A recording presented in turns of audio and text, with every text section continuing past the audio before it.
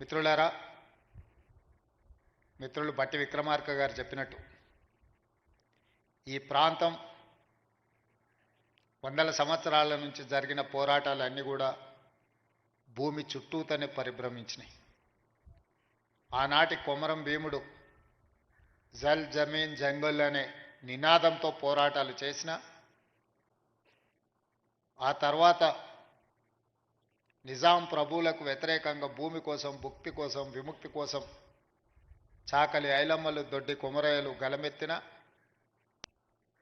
ఆ తర్వాత ప్రజాస్వామిక దేశంలో దున్నేవాడికే భూమి అని కమ్యూనిస్టు సోదరులు పోరాటాలు చేసిన ఈ పోరాటంలో అమరులైన ప్రతి ఒక్కరూ భూమితో తమకు ఉన్న అనుబంధాన్ని ఆధారంగా చేసుకొని చేసిన పోరాటాలు. ఆ పోరాటాల నుంచి పుట్టుకొచ్చిన రెవెన్యూ చట్టాలు ప్రజల యొక్క సమస్యల్ని శాశ్వతంగా పరిష్కరించే దిశగా ఉండాలి అని చెప్పి ఆనాడు కాంగ్రెస్ ప్రభుత్వం, శ్రీమతి ఇందిరాగాంధీ గారు భావించారు.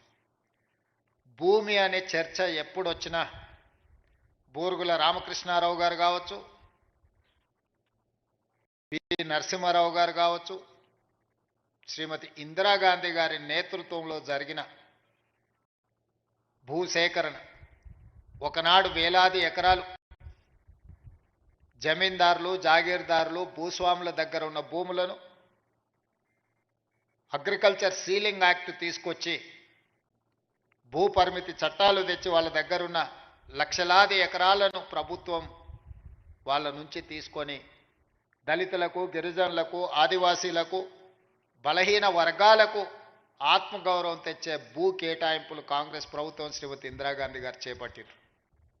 అదేవిధంగా వారసత్వంగా వచ్చిన భూములు కావచ్చు, తమ శ్రమతో కొనుగోలు చేసిన భూములు కావచ్చు, అటవీ భూమి హక్కుల చట్టం ప్రకారం ఆదివాసీలకు ఇచ్చిన పోడు భూముల పట్టాలు కావచ్చు, ఈ అన్ని భూముల యొక్క హక్కులను రెవెన్యూ శాఖ భద్రంగా పొందుపరిచి వాళ్ళ హక్కులను ఆనాడు పటేల్ పట్వారీ వ్యవస్థలో గ్రామాలలో పట్వారీలు భూముల వివరాలను నమోదు చేసేవాళ్ళు.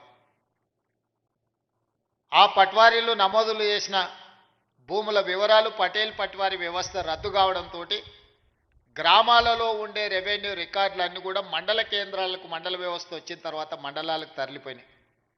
భూమికి సంబంధించి ప్రభుత్వం ఆ తర్వాత తీసుకొచ్చిన పరిణామాలలో విఆర్ఓ, విఆర్ఏలను తీసుకొచ్చి ప్రభుత్వ అధికారులుగా, ప్రభుత్వ ప్రతినిధులుగా గ్రామాలలో ఉండే భూముల యొక్క సమాచారాన్ని సేకరించి మండల కేంద్రాలలో మండల రెవెన్యూ ఆఫీసర్సు లేదా తహసీల్దార్ దగ్గర భద్రపరిచారు. చాలా వరకు భూ వివాదాలు ఉన్న కోర్టు కేసుల్లో ఉన్న భూములు తప్పితే 95% భూములకు సంబంధించిన వివరాలు ప్రక్షాళన చేసి 4-5 దశాబ్దాలు ఈ భూముల యొక్క వివరాలను సేకరిస్తూ ప్రక్షాళన చేసి ప్రజలకు ఈ రికార్డులను అందుబాటులో పెట్టారు.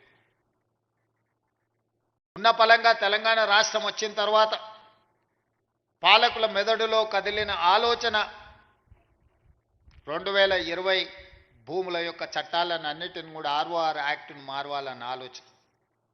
రెవెన్యూ చట్టాలను మారవడమే కాదు, ఆనాడు ప్రవేశపెట్టిన ధరణి అనే ఒక యాప్ ఈ ప్రాంత ప్రజలకు, రైతులకు ఒక పీడకలగా మారి ఇంతకుముందు మిత్రులు బట్టి విక్రమార్క గారు చెప్పినట్టు ఒక తహసీల్దార్ మీదనే పెట్రోల్ పోసి తగలబెట్టే పరిస్థితి.